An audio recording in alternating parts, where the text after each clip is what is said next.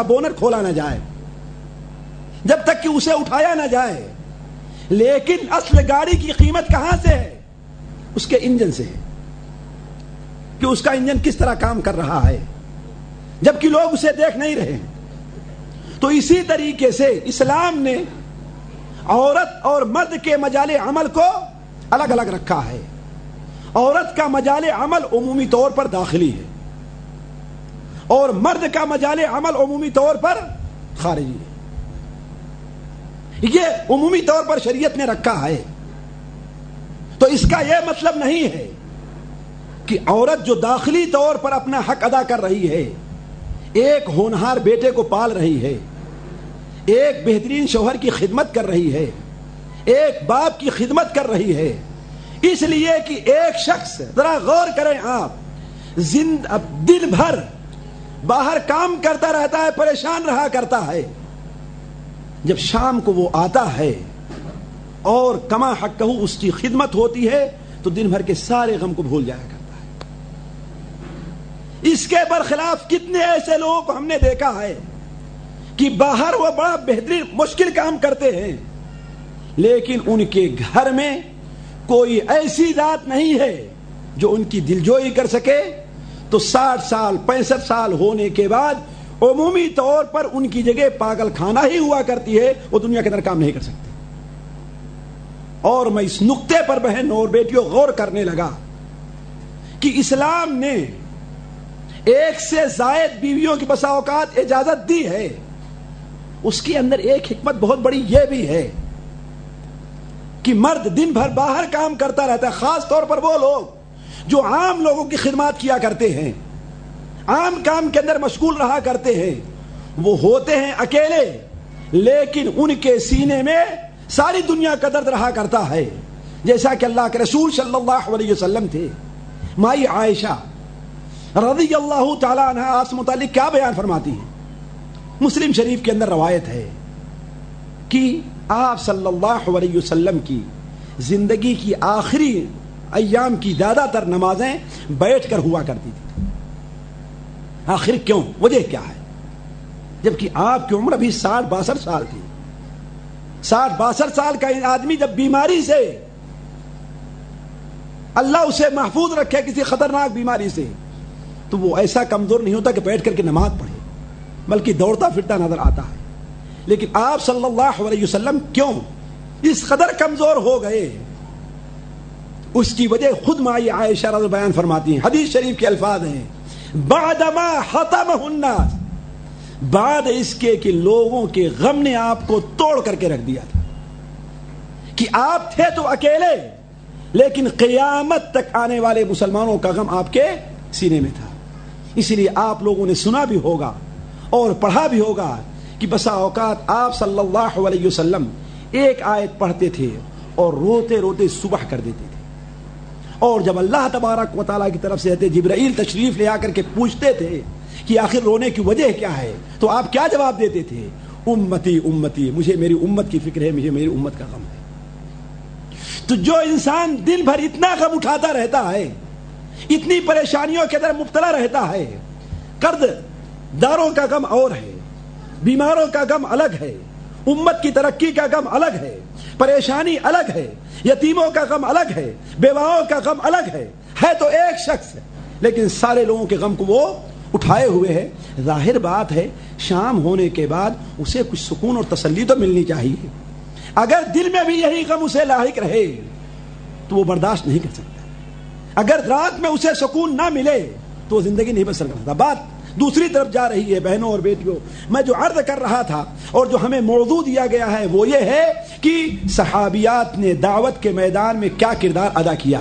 تمام باتوں کو مختصر کرتے ہوئے میں اس موضوع کو بھی بڑی اختصار کے ساتھ پیش کرتا ہوں کہ صحابیات میں سے صرف ایک صحابی کا تذکرہ میں آج آپ کے سامنے کروں گا، ایک صحابیہ کا، اور اسی پر آپ دوسری صحابیہ کو قیاس کرتی ہیں۔ وہ صحابیات میں سے کوئی زیادہ مشہور نہیں، اہل علم کے نزدیک مشہور ہیں، لیکن عام لوگوں میں ان کی کوئی شہرت نہیں ہے۔ لیکن دیکھیے جس دن سے انہوں نے اسلام قبول کیا ہے، ایک دینی معاشرہ کے تشکیل کے لیے، ایک بیٹے کی تربیت کے لیے، ایک شوہر کی اصلاح کے لیے، اور خود نبی صلی اللہ علیہ وسلم کی مدد کے لیے، اور خود میدان جہاد میں اتر کر کے انہوں نے کس قدر دعوت، تبلیغ، بلکہ زبانی اور عملی جہاد کا ثبوت دیا ہے۔ اس لیے کہ سنن ابو داؤد کے اندر روایت ہے کہ المؤمن یجاہد بنفسہ ومالہ ولسانہ، المؤمن یجاہد بنفسہ ومالہ ولسانہ، ایک مومن جو ہوا کرتا ہے وہ اپنے ہاتھ پیر سے بھی جہاد کرتا ہے، اپنے مال سے بھی جہاد کرتا ہے، اور اپنے زبان سے بھی جہاد کرتا ہے۔ تو کس طریقے سے اس صحابیہ نے دین کی تبلیغ میں، دین کی دعوت میں چاروں طرف سے، صرف ایک میدان میں نہیں، ذرا غور کریں گی، بچے کی تربیت کے سلسلے میں، اپنے گھر والے کی اصلاح کے سلسلے میں، اور نبی صلی اللہ علیہ وسلم کی مدد کے سلسلے میں، حتیٰ کہ میدان جہاد میں مجاہدین کی خدمت کے سلسلے میں کیسا رول ادا کیا ہے۔ اور میں سمجھتا ہوں کہ آج ہمارے درس کا یہی موضوع ہے۔ یہ ہیں ام سلیم رضی اللہ تعالی عنہا۔ عام طور پر پڑھے لکھے لوگ ان کا نام جانتے اور پہچانتے ہیں۔ ام سلیم رضی اللہ تعالی عنہا، ذرا دیکھیں اسلام میں ایک عورت کی گمنامی کا معاملہ کہ ان کا صحیح نام کسی کو معلوم نہیں ہے۔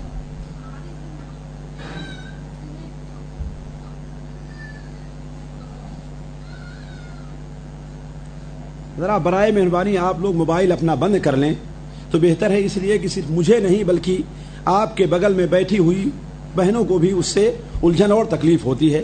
تو تھوڑی دیر کے لیے، گھنٹے، آدھے گھنٹے، پون گھنٹے کے لیے اگر اپنا موبائل بند کر لیں تو بہتر ہے، یہ گزارش ہے۔ تو یہ ہے حضرت ام سلیم رضی اللہ تعالی عنہا۔ آپ کی کنیت مشہور ہے ام سلیم۔ ان کا نام سہلہ تھا، رمیلہ تھا، ملیکہ تھا۔ اس سلسلے میں محدثین، مفسرین اور مؤرخین کوئی حقیقی بات نہیں کہہ سکے، البتہ حدیث اور سیرت کی کتابوں میں یہ مشہور ہے ام سلیم کے نام سے۔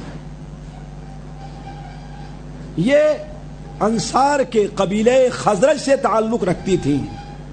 اور مزید وضاحت کے لیے یہ بیان کر دوں کہ اللہ کے رسول صلی اللہ علیہ وسلم کے خادم خاص حضرت انس ابن مالک کی والدہ تھی۔ حضرت ام سلیم اللہ کے رسول صلی اللہ علیہ وسلم کے خادم خاص حضرت انس ابن مالک کی والدہ تھیں۔ انس ابن مالک جنہوں نے اللہ کے رسول صلی اللہ علیہ وسلم خدمت 9 سال اور 10 سال تک کی ہے، 9 سال کی ان کی عمر تھی۔ جس دن سے آپ مدینہ منورہ تشریف لے آئے ہیں وہ آپ کی خدمت میں لگ گئے ہیں اور آپ کی وفات تک ان کی خدمت میں تھے۔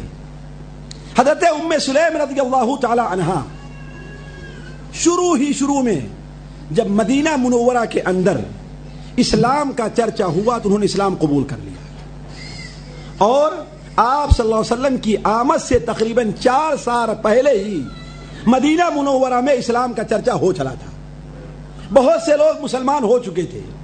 اسی وقت حضرت ام سلیم رضی اللہ عنہ اسلام قبول کی، اور پہلے دن جب اسلام قبول کر لیا تو مرتے دم تک اپنے اسلام کے اوپر بڑی پختگی اور بڑی جانفشانی کے ساتھ قائم رہی، حتیٰ کہ جب اللہ کے رسول صلی اللہ علیہ وسلم تشریف لے آئے مدینہ منورہ تو جس طریقے سے تمام عورتوں نے آپ کے ہاتھ پر بیعت کیا ہے، آپ عورتوں سے بیعت لیتے تھے انہی الفاظ میں جو الفاظ سورہ ممتحنہ کے آخر میں مذکور ہیں۔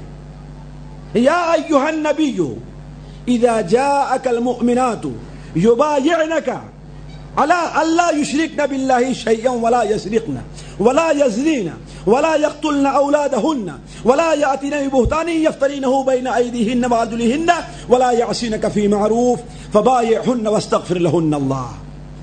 یہ 6 اہم باتیں تھیں کہ زنا نہیں کریں گی، چوری نہیں کریں گی، شرک نہیں کریں گی، اپنے سامنے کوئی بہتان نہیں باندھے گی. اذا جاءك المؤمنات يبايعنك على ان يشركن بالله شيئا ولا يسرقن ولا يزنن ولا يقتلن اولادهن، اور اپنے بچوں کو قتل نہیں کریں گی. اور چھٹی بات یہ کہ وہ تہمت ترازی سے بھی کام نہیں لیں گی. سورہ ممتحنہ کے آخر سے پہلے والی آیت ہے، اس کے